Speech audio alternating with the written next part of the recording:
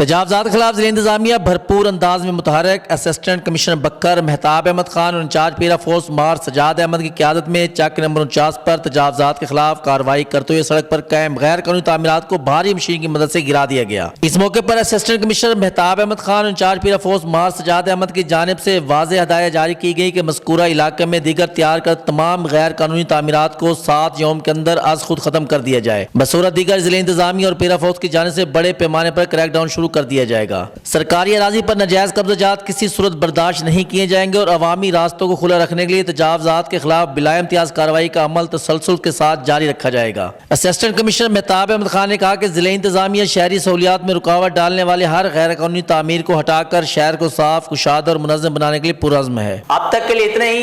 मजीद खबरों, सियासी तज्ज़ियों के लिए जुड़े रहिए हमारे साथ। आपके इलाके का जाना पहचाना नाम खान टाइल डिस्प्ले, जो नाम है एतमाद का।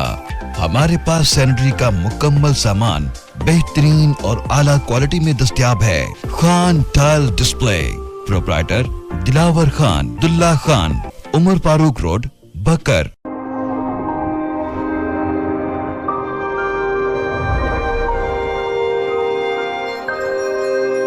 अपना बकर, क्योंकि ये अपना है।